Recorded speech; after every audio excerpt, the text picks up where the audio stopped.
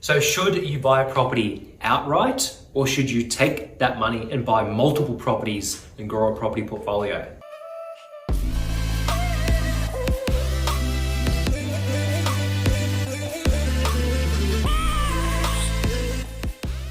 Hey guys, Eddie Deline here. Today I'm going to do a quick video. This video is all about, should you buy one property outright, or should you take that same amount of capital, same amount of funds, and should you buy multiple properties and grow a property portfolio?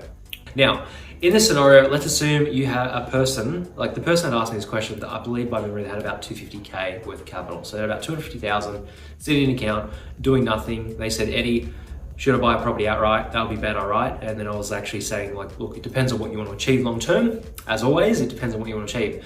But what I would do and what the difference is, so let's say as an example, the person takes 250K and they buy a nice property, or a property, because 250K, it will limit you to where you can buy in terms of what capital city, how far out, what the property is. Might not be a house, might be a townhouse or a unit. All that kind of stuff. Depends on what state you're in Australia. But let's say the property is 250K. Now, from an investment perspective, the person that asked me this question, they basically had the 250K, but they wanted to build wealth long term. So I asked them more of a question. They said, well, hey, I want to invest the money so it creates more money so that in 10 years time, 15 years time, I have a passive income coming in. I can, live off the income. And I can, work less and all that kind of stuff. So that was roughly their position. And this is the differences of what would happen if you were to buy property outright. So with that person and what their goals were, to me, didn't make sense. You buy one property outright. Yes, that property, let's say they're renting it out and they're trying to get a return on it. So you're buying a property for 250K and the property, let's say hypothetically, rents out even $400 a week, right? So let's say the rent is $400 a week, $400 per week, or that would be the equivalent of, off the top of my head, let's just call it 20 grand. It's probably a little bit more than that, but let's just say 20K per annum.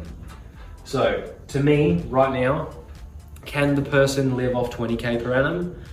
By memory, absolutely not. They were probably on average kind of income or a bit more than that, but 20K ain't gonna do it. So right now, if they put all their capital into that, to me, from a investment perspective, yes, it's got no loan on it. Yes, old school mentality that the average kind of investor learns from mum and dad is that it's not good to have debt. When you're building a portfolio, it's incorrect. Basically, you want to, especially that person that was in that scenario, they were in their early 30s. So it's not like they were 60, 70 years old, 50 years old. They had plenty of time to invest and they were going to continue to work moving forward. So at the end of the day, yes, this property, if you buy it outright, it'll go up in value.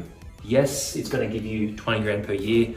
Bear in mind, you're going to have to pay council rates, water rates, management fees, insurance. So the 20 grand per year, probably only going to be 15 grand per year, let's say. So they're only going to net 15 grand per year of $300 a week, which is nothing, basically, in the grand scheme of things. In 10 years' time, their goals in 10 years' time was to live off, to build a property investment portfolio that they could live off, that they could replace their income. If the person's on, let's say $1,000 a week or whatever it is, if they're in their 30s, then $300 a week ain't gonna cut it, especially now. And even if the rents go up over 10 years, they still wouldn't go up to that amount. So quite frankly, to me, not a good idea. It's a big no-no, basically. I would not buy a property at this stage right now, or not buy a property outright, unless I was stuck with finance. But that's one scenario, right? So even further to that, over 10, 15 years, yes, the property would have gone, let's say 15 years, the property doubles. Worst case scenario, the property was 250, it doubles to 500K. Still, the rent probably hasn't doubled in 15 years. It would have gone up. Maybe it's not 400, maybe it's 550, but you've still only got one property. To me, it's not enough. To me, it's very similar, property investing, to the game of Monopoly. You cannot win the game of Monopoly by buying one property. You've got to buy multiple properties. You've got to, strategically buy different parts of the board and all that kind of stuff. So it takes multiple properties. So with the same amount, let's say the person who was on average kind of income, I believe by memory, their borrowing capacity, right, was 600,000. So they could borrow 600K and they had the 250 worth of capital. So I would personally buy, let's say we're only going to use 200. Let's say we use 50K as a buffer. So we've got 200,000.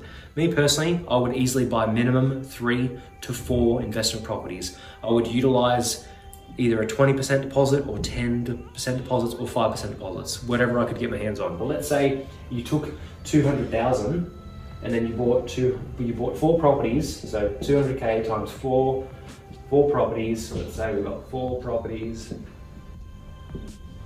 And average purchase price is roughly 300,000 each.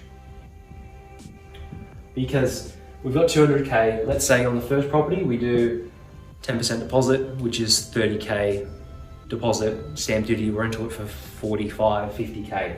Let's say on the next one, the property might be 250, the next property there might be 300, but let's say the average cost per property is roughly 300,000.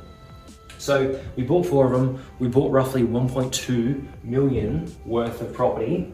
So to give you an example, now, bearing in mind you want to make sure the property is a good rental yield. So, but in this scenario, we've bought 1.2 million worth of properties. Yes, we've got loans on them roughly, let's say of 1 mil. But with properties, you want to make sure they have a really good rental return. So these properties, if you're buying with a 6, 7, 8% yield on average, which is what I would always recommend aim for, don't buy properties with 3% yields or 4% or 2%, you buy 6, 7, 8, 9%. So with interest rates at 3% at the moment, or around that kind of mark, each property on average will be positive geared by about 5 grand per year, 4 to 5 grand per year. So not only in buying the 200K property, not only buying the 250K property outright, we've only got 20 grand, 15 grand per year, but buying positive geared properties with the loans on them, they'd still equal up. Buying 4 of them would provide you the same amount of passive income as one property owned outright. So it makes no sense to buy the property outright because you get the same 20K income from each 4 properties, because if each property is providing you 4 grand to 5 grand positive gearing after council rates, water rates, management fees, insurance, you've got 4 of them, that's 20 grand per year. Same position, but in this scenario, we've got 1.2 million worth of property. So let's say exactly the same scenario as before. We imagined that the property that was 250 doubled in value over 15 years, which is a very long time. To me, properties can double in 7 years or 10 years. Most investors or real estate people say properties double 7 to 10 years. I like using 15 years as a good example because that's even longer, and I'd rather be safe than sorry, you know? So it's probably going to double a lot sooner than that, but let's say the property's only double in 15 years. So yes, and this assumes, guys, that you haven't bought any more property. I wouldn't stop at 4 personally. I would buy 4 in 12 to 18 months within 2 years, or within a month, depending on how aggressive you go. But then I would continue buying more after that. So I wouldn't stop at 4. But let's say in this scenario, you've got the 250K and you didn't buy more properties after it. You didn't use the equity in the 4 to buy more properties. You've just bought 4 properties and stopped. So in that same scenario, comparing the two, we've got 1.2 million worth of property. The loans over the 15 years, bear in mind, the loans would have gone down to roughly, you know, almost half. That's almost half. So let's say there's only 600K, let's say 600K worth of loans left. But in 15 years, the property's doubled to 2.4 million. So the difference of 2.4 and 600 is roughly 1.8 million. So in this scenario, we've got 1.8 million worth of equity. We could technically take one of the properties, right? Or 2 of the properties, and by then the property would have doubled. So we would have had them at roughly 300,000. We would have doubled them to 600K. Now they'd be worth 600,000. We could technically sell one of those properties off if we wanted to. And then we could wipe out the debt. And then we'd have 1.2 million with no loans on it at all. So the long story short, the more you can scale up your portfolio, it gives you more options after year 5, 6, 7, 10, 15. If you buy one property, you stay small, it doesn't do any good to you, basically. You've got to continue to grow the portfolio. So the difference is in overall equity, you've got one property owned outright after 15 years, it goes from 250 to 500. You've got 500K worth of equity, or you've got, after that 15 years, you've got 1.8 million worth of equity, and you would have had rental income on an additional 3 properties for the last 15 years.